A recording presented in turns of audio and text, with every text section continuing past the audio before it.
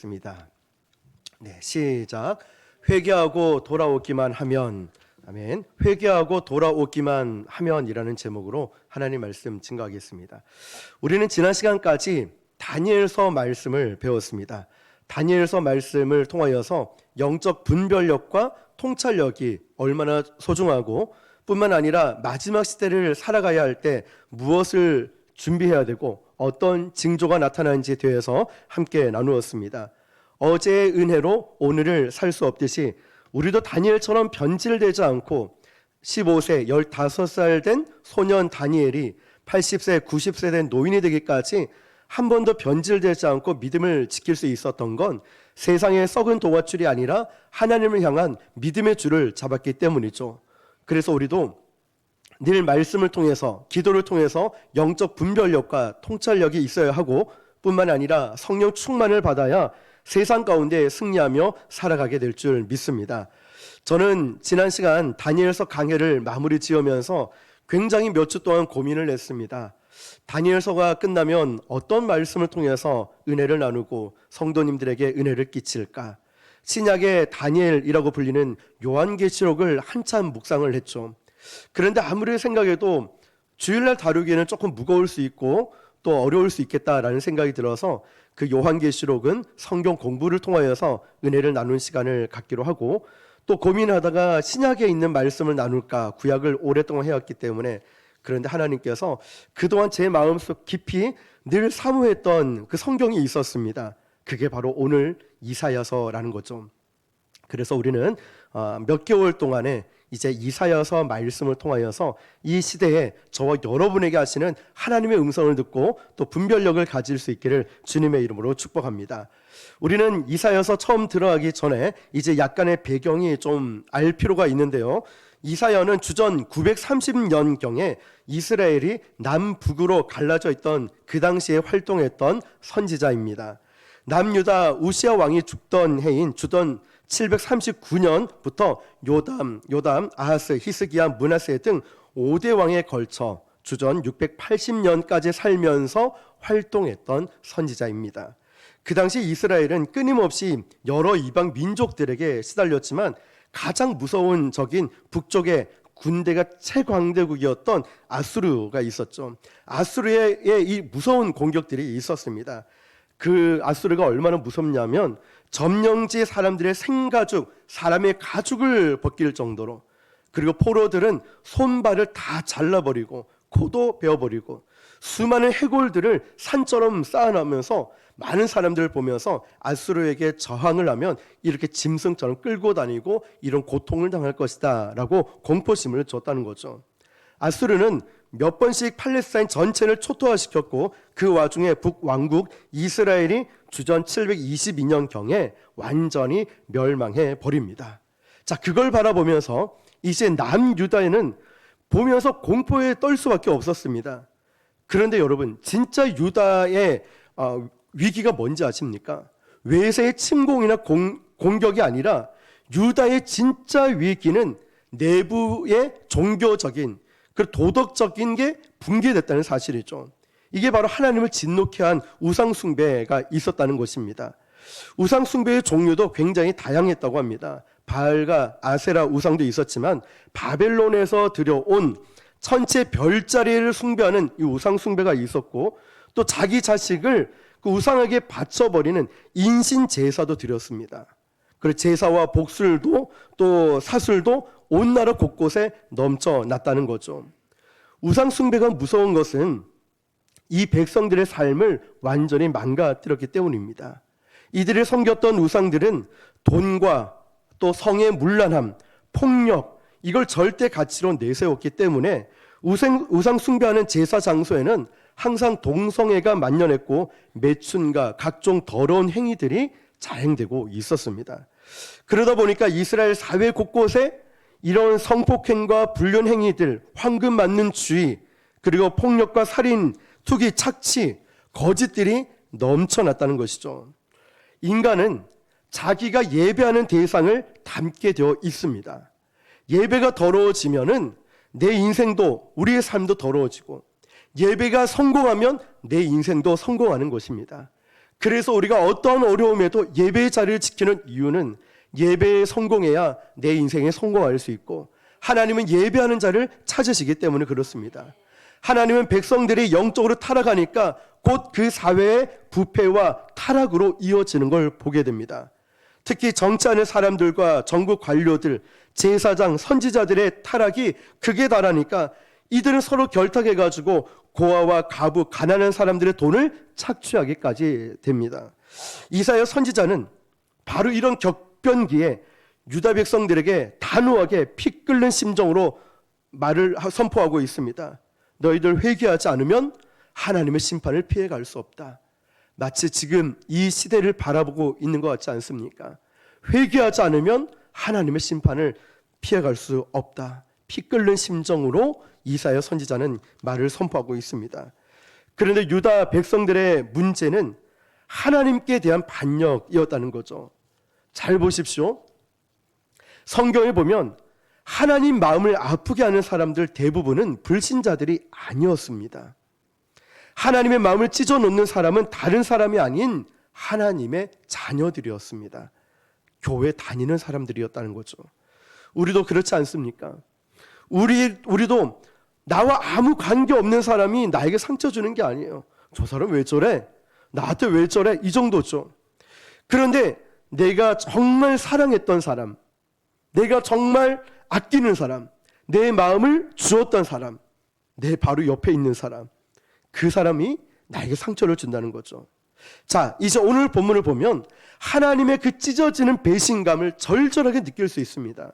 왜냐하면 이스라엘 백성들 자식처럼 정말 애지중지하고 너무나 사랑했었는데, 이 백성들이 패역하고 배신하고 등을 돌리고 우상 숭배하면서 하나님이 가장 싫어하는 일들을 자행하고 있거든요. 잘 보실게요. 자, 2절 말씀을 같이 한번 읽어볼게요. 자, 히타를 좀 다 꺼주시고요. 2절 말씀 시작. 하늘이여 들으라, 땅이여 귀를 기울이라. 여호와께서 말씀하시기를 내가 자식을 양육하였거늘 그들이 나를 거역하였도다. 아멘.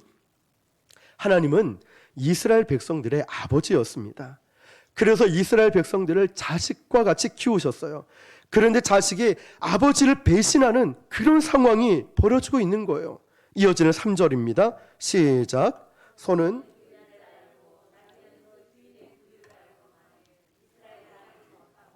나의 백성은 깨닫지 못하는도다 하셨도다. 아멘.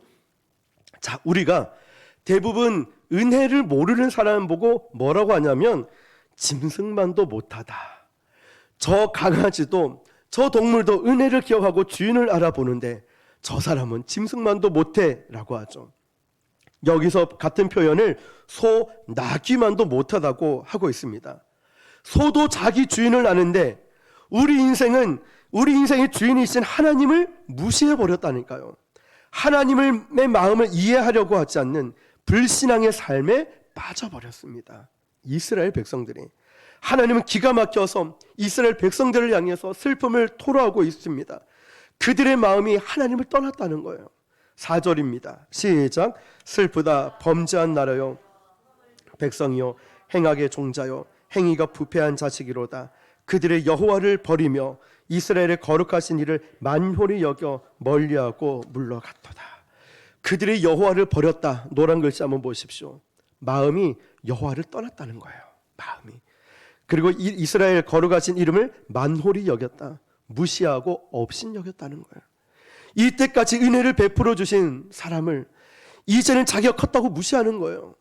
부모의 사랑으로 우리 자식들, 우리 부모님 얼마나 희생하고 헌신하고 자녀를 양육합니까? 좋은 거 먹이고 좋은 거 입히고 좋은 대학 보내고 좋은 직장 가도록 얼마나 기도하고 애를 씁니까?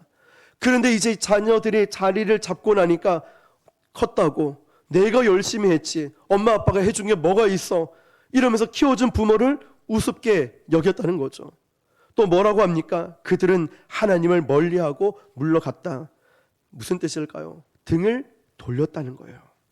우상에게 자신의 인생을 바치느라 우상 숭배하느라 바빠가지고 하나님께 등을 돌렸다니까요. 우리도 잘 보세요.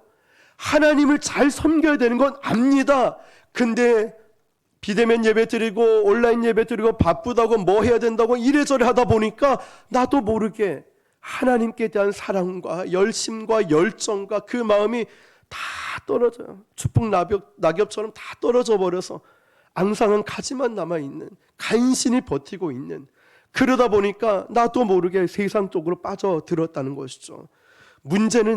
진짜 문제는 이미 마음은 하나님께로부터 떠난 이 백성들이 평소에는 그렇지 않은 척하면서 성전에 나와서 예배를 드렸다는 사실이에요. 그러니까 거짓된 예배, 이중적 신앙, 이게 문제였다니까요.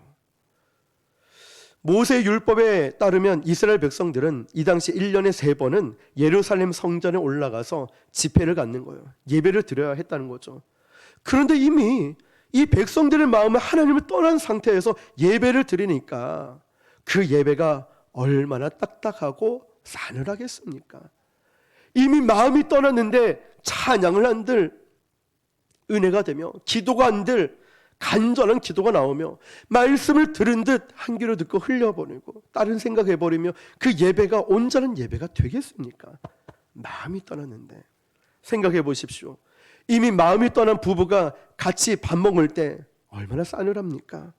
서로 간에 마음이 떠난 사람들끼리 회사에 같이 일하고 있을 때 어떻습니까? 또 교회에서 같이 마주칠 때, 마음이 떠나 있을 때, 저도 어떠한 교회 사임을 딱 결정하고 나니까, 그만둘 결정하고 나니까 그렇게 친했던 분도, 그래도 애정을 갖던 게 마음이 이렇게 떨어지더라고요. 그 마주칠 때 그 분위기가 얼마나 차갑고 어색합니까? 자, 이어지는 11절입니다. 시작. 여호와께서 말씀하시되 너희의 무수한 재물이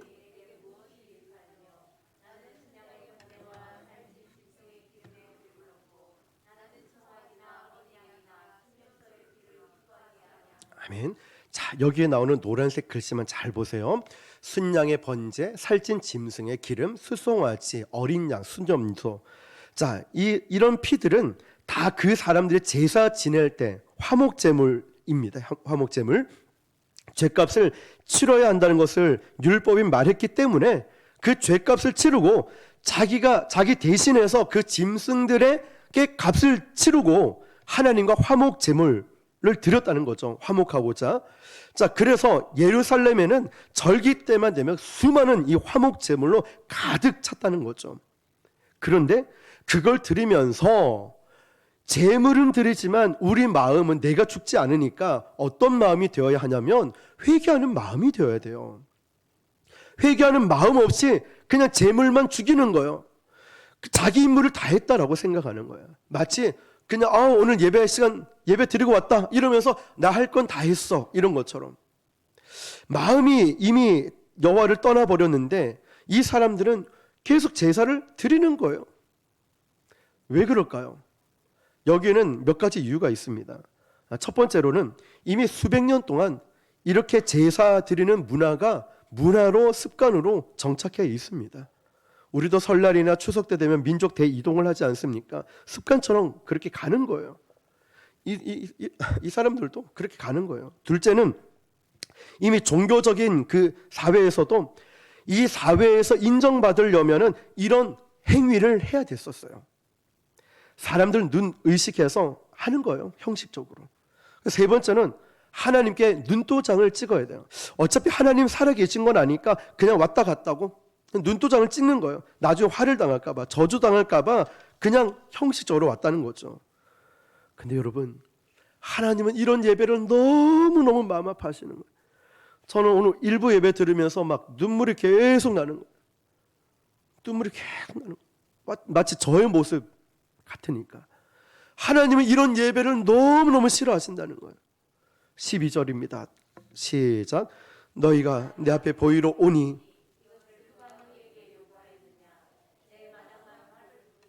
자, 노란 글씨 첫 번째 한번 읽어볼게요. 시작.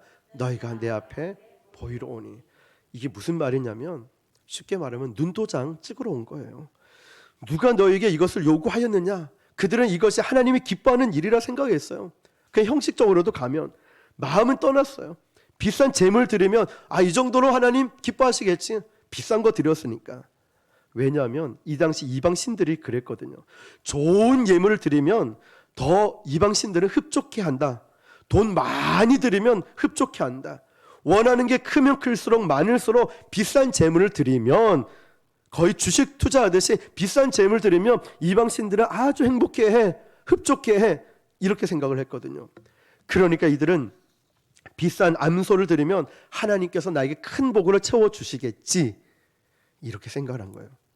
그러나 만군의 여호와께서는 이런 탐욕스러운 이방신들과는 차원이 다른 분이셨어요.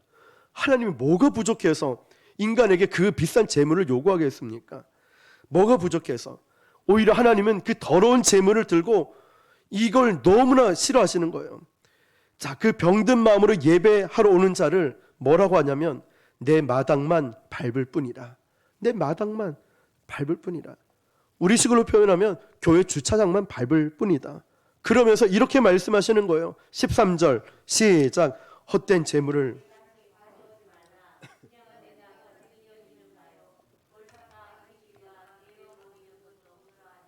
성회와 아울러 악을 행하는 것을 내가 견디지 못하겠노라. 아멘. 병든 마음으로 헌금하러 오는 자들 보고 가져오지 말라고 하는 거예요.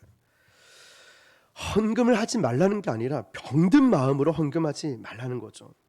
영적인 의미가 없어진 이 헌금을 하나님을 향한 진솔한 이 사랑과 기쁨이 사라진 상태에서 드리는 헌금을 가지고 오지 말라는 거예요. 분향은 내가 가증스럽게 여긴다는 거죠. 분향이 뭐냐면 제사 때 드리는 기도거든요. 그런 마음으로 드리는 기도를 내가 가증스럽게 본다는 거예요. 우리는 얼마나 그런 마음으로 제사를 드렸습니까? 월삭이라는 건 매달 첫째 날을 정해놓고 하나님께 드리는 예배죠. 우리도 다음 주 월화수 월삭 기도회 하지 않습니까? 정해놓고 이날만큼은 힘들어도 기도하자, 지키는 거죠. 그리고 안식일과 대회로라는 것은 주일날과 이 대회라는 것은 큰 부흥 집회 같은 걸 의미하고 있는 거예요. 그러니까 성회를 세워놓고 부흥회와 특별 집회, 찬양 집회, 무슨 집회, 무슨 집회, 하나님이 견디지를 못하겠다는 거예요.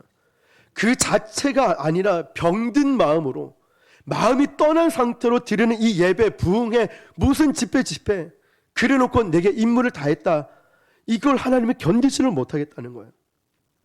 예배는 그렇게 잘 드리고 나서는 악행을 일삼고 있는 이 이중성을 하나님이 견디지를 못하겠다는 거예요. 그렇게 예배 드리고 헌물을 드렸기 때문에 내가 너를 축복해야 한다고 생각하는 그런 마음이 하나님은 나를 피곤하게 한다고 말씀하시는 거예요. 여러분 기억하십시오. 예배는 드림으로 완성되는 것이 아니라 하나님이 받으심으로 완성되는 것입니다. 아멘이십니까? 예배는 그런 거예요. 내가 드리러 온 것도 귀하지만 예배를 해치우려 오는 사람이 있어요. 아, 오늘 예배 드렸다. 예배를 견디는 사람이 있어요. 너무나 지루한데 찬양도 억지로, 기도도 억지로 막 이러면서 견디는 사람이 있어요. 그러면서 예배 자리 나가면서 예배 드렸다 생각을 합니다. 그러나 여러분, 하나님의 예배를 받지 않으셨다면 이게 무슨 소용이 있을까요? 이스라엘 백성들의 착각과 위기가 뭐냐면 종교성이 너무나 짙은 민족이라 자기들은 예배를 잘 드렸다라고 생각하는데 하나님 쪽에서는 오늘 말씀과 같이 전혀 받지를 않으신 거예요. 오늘날 한국 교회는 어떻습니까? 수적인 성장에 너무 도취되어 있지 않습니까? 큰 교회, 화려한 교회. 여러분, 오래전에 한국 교회, 한 대형 교회에서 미국의 굉장히 경건한 목사님을 초대한 적이 있습니다. 그런데 그 경건한 목사님은 미국에서 그리 큰 교회를 목회하지 않습니다. 그러나 경건함, 이 깊이 있는 글과 메시지에 또 목회에 굉장히 소문난 아름다운 분이셨죠. 그분이 한국에 들어와서 초대받아서 대형 교회에서 집회를 했습니다. 그리고 그분 인생에 아마 이렇게 많은 성도들을 모아놓고 설교하기는 처음이라고 하죠. 설교가 끝나고 난 다음에 대형 교회 담임 목사님께서 이제 마치 이런 거 있죠. 시골교회 목사님이, 개척교회 목사님이 서울의 초대형 교회에서 설교하고 와서 막 무시하듯이 그렇게 물어봤답니다. 목사님, 이렇게 많은 성도들 앞에서 설교한 소감이 어떻습니까? 물어보니까 미국 목사님이 뭐라고 말씀하셨냐면, 나는 큰 군중 많은 사람은 보았는데 진정으로 예배하는 사람은 몇 명 안 되는 걸 보았습니다. 군중은 있는데 예배자가 없다. 여러분, 저는 그 말씀이 굉장히 큰 울림으로 남습니다. 오늘도 예배처럼 많이 모여 있지만 진정으로 하나님을 예배하는 사람은 몇 명 되지 않는다. 얼마나 가슴 아플까요? 하나님께서 우리가 드리는 이 예배를 보시고 얼마나 영광 받으실까요? 이런 예배를 드리면, 오늘도 군중 가운데 그냥 있다면 하나님은 슬퍼하시겠죠. 하나님이 슬퍼하시면 우리는 기도가 막히는 거죠. 15절입니다. 시작. 너희가 손을 펼 때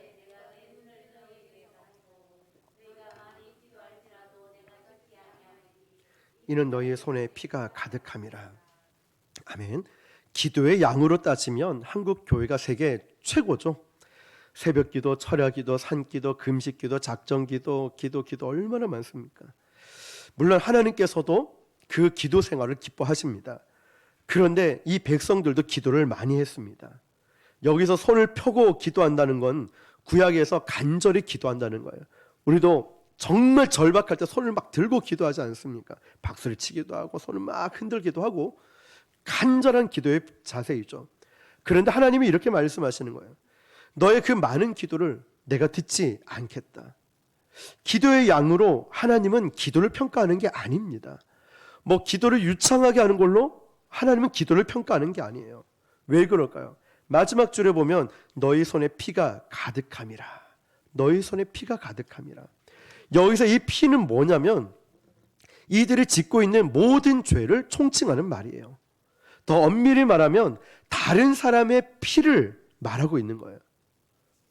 좀 더 쉽게 말하면 남에게 상처를 주고 남에게 가슴 아프게 말하고 남의 것을 빼앗고 착취하고 형제를 미워하고 거짓과 속임수로 서로에게 피해를 주는 일을 서슴지 않고 있는 너희가 주일날 되면 멀쩡하게 옷 차려입고 통성기도 한다고 소리내고 금식기도 한다고 예배 드린다고 앉아있고 하나님은 그 예배에 분노하고 있다고 말씀하시는 거예요. 하나님이 얼마나 우리 예배를 기뻐하시는 분입니까? 하나님이 그 예배자를 영과 진로로 예배하는 자를 찾으시잖아요. 하나님은 그 기도를 얼마나 그 기도를 듣기를 원하십니까? 내가 너희가 뭐가 필요한지를 알지만 너는 구해라.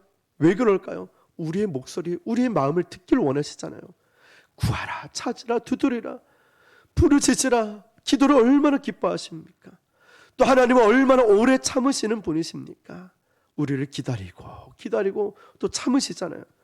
그런데 그 하나님은 뭐라고 말씀하셔요? 예배하지 말라, 기도하지 말라. 정말 그 아버지의 하나님의 마음에 느껴지십니까? 오죽했으면 그렇게까지 말씀하실까요? 그 하나님 아버지 마음, 그 분노와 슬픔을 우리가 조금이라도 가늠할 수 있겠습니까? 겉과 속이 다른 이 예배를 보면서 하나님이 얼마나 분노하시는지 여러분 한번 생각해 보십시오. 하나님이 주신 축복을 이방 신들에게 다 바치고 정작 하나님 앞에서는 껍질밖에 드리지 않는 이 예배를 하나님은 이걸 너무너무 가슴 아파하시는 거예요. 마치 나의 모습, 저의 모습 말이에요. 세상에서는 온갖 시간과 물질과 모든 걸 다 쓰고 아파도 힘이 들어도 세상을 향해서는 내가 하고 싶은 것 향해서는 온갖 물질과 힘을 다해서 잠을 앉아서 다 드리면서 하나님 앞에 드릴 때는 조금 더 아까워하고 헌신하는 것도 아까워하고 희생하는 것도 아까워하고 모든 걸 그렇게 마치 저의 모습처럼.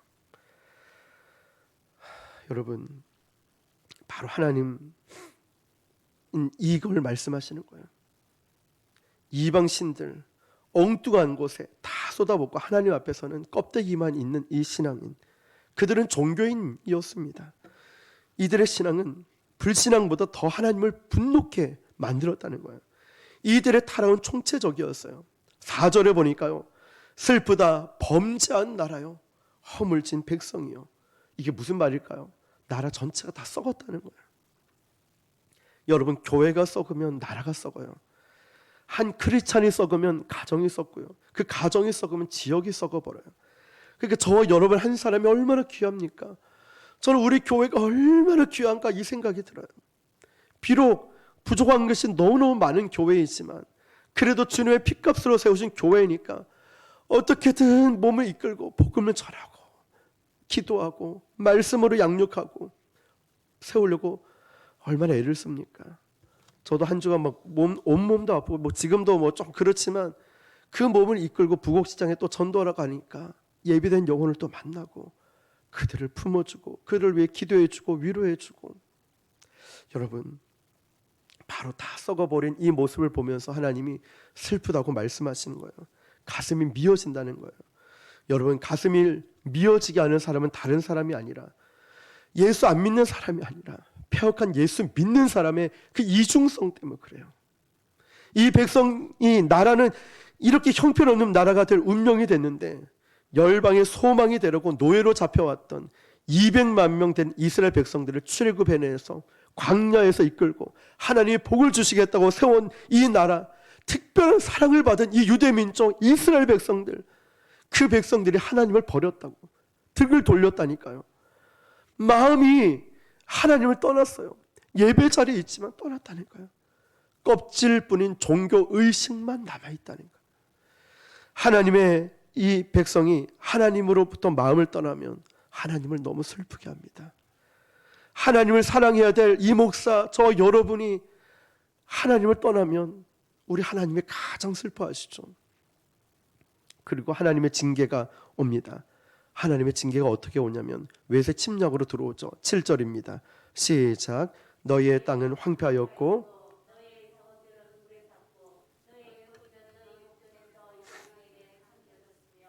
이방인에게 파괴됨 같이 황폐하였고, 이사야 사역 기간 동안에 유다는요 아수르뿐만 아니라 시리아, 에돔, 블레셋 같은 수많은 외세 세력의 침략을 받아서 국토까지 유린하게 되었습니다.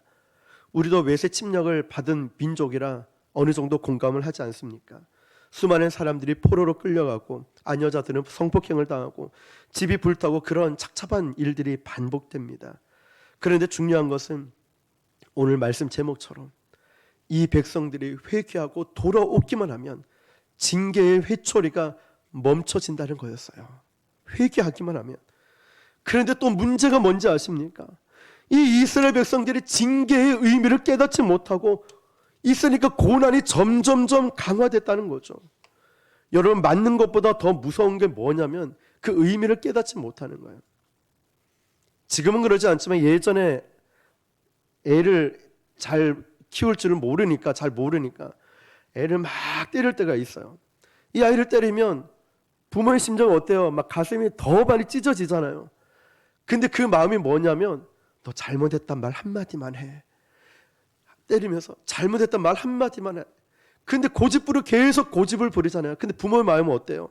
잘못했다고 고집만 꺾으면 네가 잘못했단 말 한마디만 하면 난 더 이상 때리지 않을게.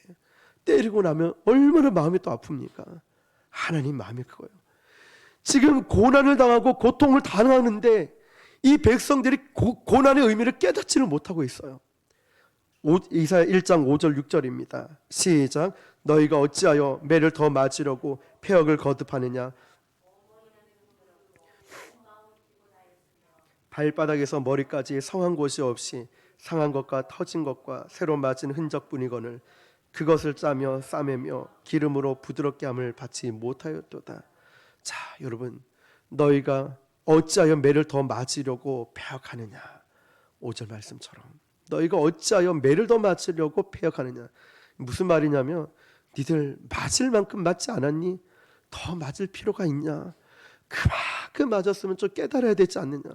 왜 이걸 모르느냐고. 마치 우리 부모의 마음 같지 않습니까? 우리 자녀들 향해서. 죄가 근데 이 백성들에게 너무 깊이 들어가 있으니까 무감각해졌다는 거예요.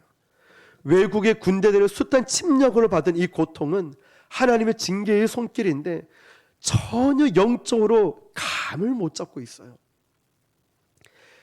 영적으로 살아있는 사람은 완벽한 사람이 아니라 잘못했을 때 하나님이 치시는 걸 징계의 매를 즉시로 빨리 깨닫는 게 바로 영적으로 깨어있는 사람이에요. 영적으로 살아있는 사람 다시 기억하십시오. 완벽한 사람이 아니라 잘못했을 때 하나님의 그 징계의 매를 빨리 깨닫는 사람이 영적으로 살아있는 사람이라는 것. 저는 저와 여러분들이 영적으로 살아있기를 축복합니다. 바로 깨닫고 회개하면 징계의 매가 멈추고 회복과 축복이 흘러들어올 텐데, 이걸 영적으로 둔감하니까 깨닫지를 못해요.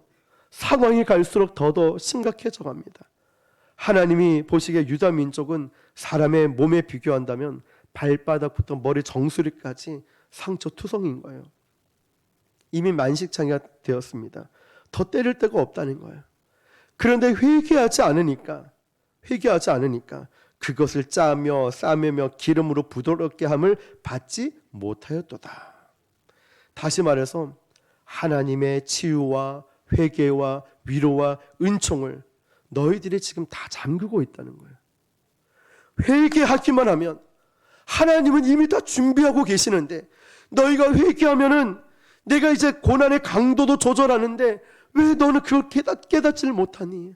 회개하기만 하면 내가 너에게 축복을 해줄 텐데, 너를 위로해주고 너를 회복해주고 너를 인도해줄 건데 왜 회개하지 않냐고 계속해서 하나님이 말씀하시는 거예요. 이어지는 9절입니다. 시작.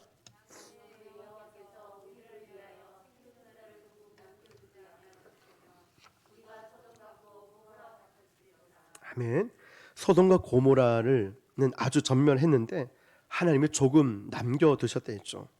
나라가 아직 완전히 망하지 않았다는 거예요. 그것은 문제가 해결된 것이 아니라 은혜의 시간을 좀 주신 거예요. 기회를 주신 거죠. 회개의 시간을 주신 거예요. 어쩌면 지금이 저와 여러분 우리에게 회개의 시간을 주신 걸 줄 모릅니다. 문제를 끝났다고 생각하고 다시 죄를 지으면 이제 진짜 끝나는 거겠죠. 근본적인 해법은 하나님 말씀 앞으로 나오는 것입니다. 말씀 앞으로. 자, 10절입니다. 시작.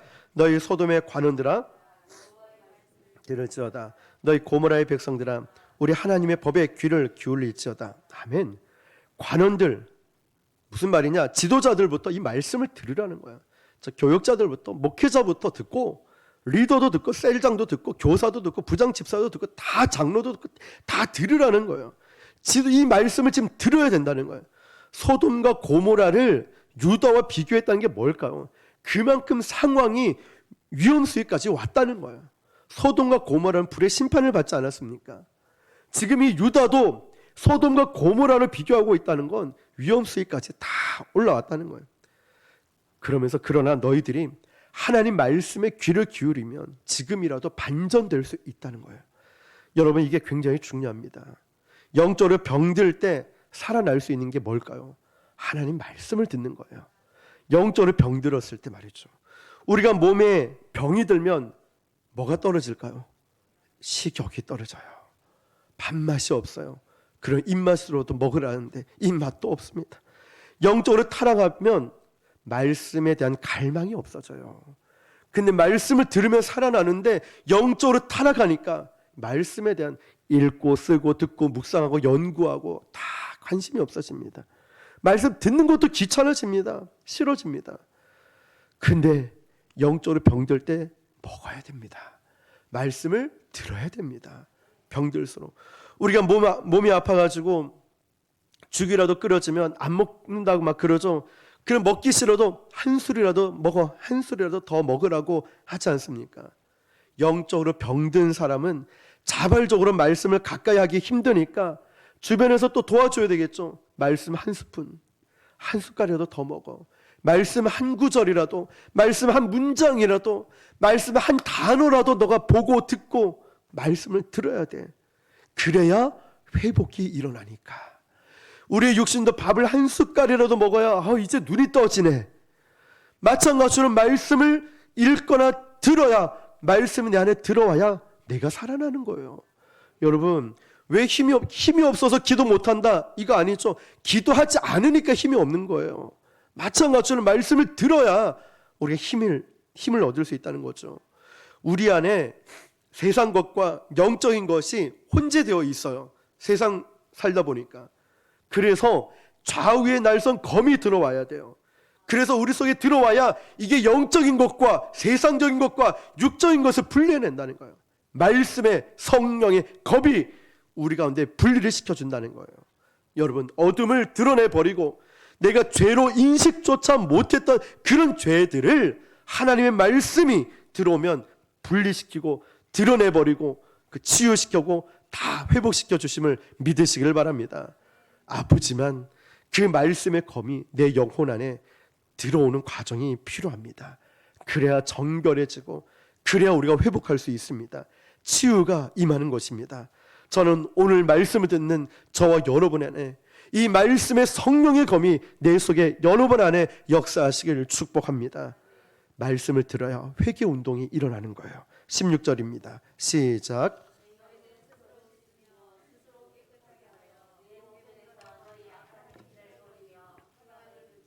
아멘. 자, 너희는 스스로 씻으며, 이 말이 중요한데요. 회개는 남에게 요구하는 게 아닙니다. 내가 하는 거예요. 우리가 자꾸 저 사람 보고 회개하라고 할 필요 없습니다. 자꾸 회개하라고 하지 마요. 이건 김 집사 문제가 아닌데 네가 회개해, 이거 아니죠. 진짜 하나님의 사람은 자기부터 회개합니다. 나부터 회개하는 거예요. 부모가 자녀들 보고 회개 좀 해라고 야단치기 전에 부모가 먼저 회개해야 하는 거예요. 내가 회개합니다. 우린 스스로 회개해야 된다는 거죠. 너희가 스스로 씻고 스스로 먼저 회개하라는 거예요. 그리고 이 회개의 첫 번째는 악행을 그치라는 거죠. 내 목전에서 너희 악한 행식을 버리고 행악을 그치고. 무슨 말일까요? 이 말씀을 들었으면 지금 이 순간에 끊어라. 어디서요? 하나님 목전에서. 사람들 눈 속이는 게 문제가 아닙니다. 하나님 보시기에 여러분과 하나님만 아는 은밀한 죄가 있지 않습니까? 지금 끊어야 될 죄가 있어요. 저는 모릅니다. 가족도 몰라요. 아무도 모르는데 하나님과 나만 알고 있는 은밀한 죄가 있다니까요. 교만한 죄도 있고요. 정말 더러운 죄가, 구체적으로 끊어야 할 죄가 있다는 거죠. 이것은 뭐 사람을 죽이고 도둑질하는 그런 큰 죄만 말하는 게 아닙니다. 습관적으로 짓는 죄들이 있을 겁니다. 남에게 상처 주는 말들, 악행들, 여러 가지들, 이걸 끊으라고 말씀하시는 거예요. 여러분, 회개는 또한 선행을 행하는 것이죠. 선을 행한다니까 추상적으로 보이지만 구체적으로 뭐냐면 17절입니다. 시작. 선행을 배우며 정의를 구하며 학대받는 자를 도와주며. 아멘. 사회가 타락하면 생기는 현상이, 우상의 특징은 강한 자에게 아부하고 약한 자에게 잔인합니다. 그래서 하나님에게서 멀리 떠나는 세상 문명에 젖을수록 굉장히 돈 있는 자, 힘 있는 자, 또 외모 지향적인 사람들에게 한때는 뭐 지켜 세워주고 힘없는 자들은 막 핍박하고 그러죠. 지금 이게 이스라엘 백성들 안에서도 자행되고 있는 거예요. 학대받는 자와 고아와 과부는 그 당시에 어떤 누구에게도 도움받기, 기대하기 힘든 외로운 자들이었습니다. 그 당시에 사회보장 제도도 없었고요. 그리고 아무도 그들을 돕거나 또 도와준다고 해서 칭찬이나 보상이 따르지도 않았습니다. 그렇지만 하나님은 그들의 눈물을 헤아린다고 말씀하십니다. 너희들의 이런 병든 이중 신앙의 특징이 이들을 착취하고 이들을 핍박하는 삶에서 보인다고 말씀하시는 거죠. 자, 17절은 특별히 교회를 다니면서 힘을 가졌다고 말하면서 가난한 자들을 돌보지 않는 자들을 경고하고 있는 모습이에요. 저는 우리 교회가 그런 의미에서 가난하고 힘없고 연약한 자들, 아픈 자들을 정말 따뜻하게 보살필 수 있는 교회가 되고 있고 또 앞으로도 그렇게 될 줄 믿습니다. 그래서 그런 아픔들이나 어려운 사람들을 보면 그냥 지나칠 수가 없는 것 같아요. 우리 교회가 그런 교회가 돼서 너무나 감사하고, 그런 분들이 우리 교회에 잘 정착하고 또 주님을 인격적으로 만나서 변화되는 삶을 살게 될 줄 믿습니다. 그런데 여러분, 오늘 이사야 입장에서는 이게 사실 쉬운 건 아니에요. 왜냐하면 이사야는 당시 최상류층에 속하는 왕족이었거든요. VIP라는 거죠. 이 말을 하는 그 순간 이사야는 자기 가족으로부터 왕따를 당하는 순간이에요. 이렇게 말하는 순간. 그러나 그는 자신의 학연, 지연, 혈연들을 다 넘어서고 말씀을 전하는 자, 자기가 먼저 그렇게 살아야 된다라고 고백을 하는 거예요. 그러면서 자신 스스로 부정을 일깨우고 또 부서지고 깨져야 하나님 말씀을 전할 수 있다고 생각한 거죠. 16절, 17절 말씀 보면 하나님 보시는 회개의 열매가 교회 안에서 드러나는 종교적 행위가 아니라는 거예요. 뭐냐면 저 김집사 보니까, 김집사님 계십니까? 김집사 보니까 막 말씀 듣고 부흥회 때 뭐 기도회 때 눈물 콧물 다 흘리는 거 보니까 회개한 것 같아. 자, 우리 생각엔 그렇게 생각합니다. 그러나 하나님 보시기에는 진짜 회개는 교회 밖에 나가서 김집사가 월요일부터 이제 직장생활에서 가정에 돌아가서 가정에서 어떻게 하는지 악행을 그치고, 이 악행은 하나님과 나만 알고 있는 은밀한 죄, 이것을 즉시로 딱 그치고, 선행은 어렵고 가난하고 이런 분들을 실제적으로 도와주는 것, 실제로 나타나는 게 회개라는 거죠. 하나님이 생각하시는 거룩의 기준과 우리가 생각하는 거룩의 기준이 너무나 다르다는 거죠. 우리는 이때까지 채점 간의 기준을 모르고 심사 기준을 모르고 신앙생활을 해왔다는 거예요. 진짜 회개의 열매는 삶의 변화라는 겁니다. 여러분, 우리 교회에도 이런 회개의 운동이 일어날 수 있길 바랍니다. 악행을 그치고 선행을 하는 일들이 지금부터 막 일어난다는 거죠. 18세기에 스코틀랜드에서 대부흥이 일어났을 때 특징이요, 그 수많은 노동자들이 가득 찬 그 마을의 술집들이 문을 다 닫았다고 합니다. 손님이 뚝 끊어졌대요. 폭력, 살인, 도둑 이런 게 막 사라지니까 경찰이 할 일이 없어졌다고 합니다. 노동자들이 훔쳐간 이 물건들을 다시 제자리로 돌려놓으니까 어떤 공장에는 너무나 차고 넘쳐서 오히려 그 보관해 놓을 창고를 몇 개를 더 지어줘야 할 정도로, 노동자들이 술만 마시면은 지나가는 또 묶여있는 나귀들을 계속 폭력을 일삼았대요. 노동자들이 회개하고 나니까 그 나귀를 찾아가서 끌어안으면서 내가 미안하다고, 이런 성령 충만을 받는 역사, 회개 운동이 일어났다는 거죠. 우리 안에도 정말 이런 회개 운동, 내가 잘못했습니다, 집사님. 내가 너무 교만했습니다. 내가 너무나 불순종했습니다. 내가 너무나 이렇게 깨어있지 못했습니다. 저 사람의 문제야, 이게 아니라 내가 먼저 손을 내미는, 내가 먼저 끌어안아줄 수 있는 이런 회복과 용서의 은혜가 있기를 축복합니다. 하나님이 바로 이런 회복과 용서를 우리에게 허락해 주실 것입니다. 우리가 잘나서가 아니라 하나님이 선하신 분이기 때문이죠. 18절입니다. 시작.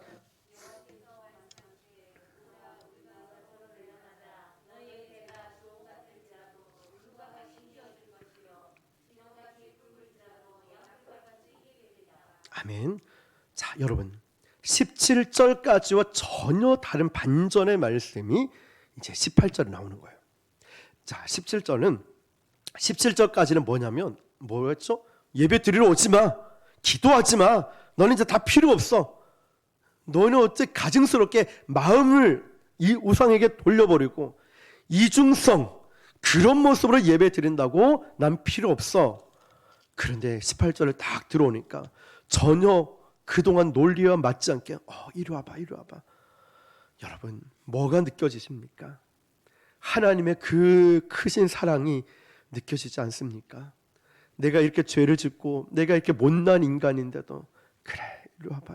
힘들었지, 외로웠지, 많이 고독하지, 많이 어렵지, 많이 아프지, 일로 와봐. 이 말은 하나님이 야단치려고 그런 게 아니라 내가 너와의 관계를 끊고 싶지 않다는 뜻이에요. 우리도 자녀들에게 막 뭐라 하다가도, 그래, 일로 와봐. 많이 아팠지. 때리고 나면 어째요? 안아주잖아요. 많이 아파, 약도 발라주고. 여러분, 하나님은 이처럼 저와 여러분, 우리를, 이 관계를 끊고 싶지 않다는 거죠. 우리 같으면 이 배신한 자를 돌아보지도 않을 것 같은데, 하나님은 그러한 자를 눈물을 품고 다시 안아주신다는 거예요. 뭐라고 말씀하시죠? 너희 죄가 주홍 같을지라도, 진홍 같을지라도. 여러분, 이게 뭐냐면 주홍과 진홍은 빠지지 않는 물감입니다. 그러니까 주홍과 진홍이 떨어지면 그 옷감은 버리게 돼 있어요. 그러니까 너희 죄가 그렇게 심각하지만 눈과 같이 희어질 것이요, 양털과 같이 희어질 거라고. 뭘 하면요? 너희가 회개하기만 하면. 근데 더 중요한 건 우리가 회개하는 것도 중요하지만 우리가 회개할 때 하나님이 내가 너를 씻어줄 것이다 말씀하시는 거예요. 지금 하나님은 이 용서를 말씀하시면서 예수님의 십자가 보혈을 예언하고 계시는 거예요. 죄는 우리가 눈물 흘리면서 잘못했습니다 그런다고 용서되는 게 아니라 예수님의 보혈로 씻어져야 되는 거예요. 누군가 값을 치러야 된다는 것이죠. 이제 말씀을 맺겠습니다. 사랑하는 성도 여러분, 하나님의 용서와 보혈, 은혜는 이미 다 준비가 되어 있습니다. 그러면 뭐가 필요할까요? 나의 회개가 필요하다는 거예요. 그 은혜의 생명수가 그래야 들어올 수 있다는 것이죠. 이사야 시대에 유다 백성들은 수많은 예배와 집회에 참석했습니다. 많은 헌금을 드리고 헌물들을 드렸습니다. 한국 교회가 그렇고 우리도 그렇습니다. 이렇게 많은 예배를 드리고 많은 헌금을 드리고 헌신적으로 하는데 그 당시 그들의 마음은, 우리의 마음은 하나님을 진정으로 사랑하지 않았어요. 사랑 얘기하면 이런저런 이유와 핑계를 대면서 우리가 하나님을 사랑하지 않았던 것 같아요. 아니, 그 사랑이 많이 식어 있던 것 같아요. 하나님과 돈을 섞어서 사랑하기 시작하고 하나님과 세상을 겸하여 섬기기 시작하고, 이건 종교인이지 신앙인이 아닙니다. 마음이 없는 이중적 예배를 드리니까 하나님께 받은 은혜가 삶으로 연결이 되지 않습니다. 예수 믿지 않는 사람들이 문제가 아니라 예수 믿는 사람들의 이중성이 문제입니다. 우리 다시 기본으로 돌아가서 하나님을 뜨겁게 사랑하는 신앙인으로 거듭나길 바랍니다. 메마른 종교의식을 드리는 사람이 아니라 하나님을 사랑하는 그 뜨거운 마음으로, 진솔한 마음으로 주님께 나아갈 수 있길 축복합니다. 오늘도 주님 앞에 이런 자세로 나갈 때 하나님은 이미 다 준비가 되어 있습니다. 너희 죄가 주홍 같을지라도 진홍 같을지라도 눈과 같이 희어질 것이다. 양털과 같이 희게 될 것이다. 오늘 그 주님의 음성을 들으시고, 하나님, 제가 그랬습니다. 제가 그런 이중성이 있었습니다. 하나님, 제 마음이 이렇게 주님과 세상을 겸하여 살았지만 이제 다시 한번 주님께로 돌아오겠습니다. 저를 회복시켜 주시고 저를 치료해 주시고 저를 용서해 주십시오. 오늘 이 순간이 악행을 그치고 선행을 일삼고 다시 주님께로 돌아가는 다시 한번 그 놀라운 역사의 현장이 될 수 있기를 주님의 이름으로 축원합니다. 기도하겠습니다.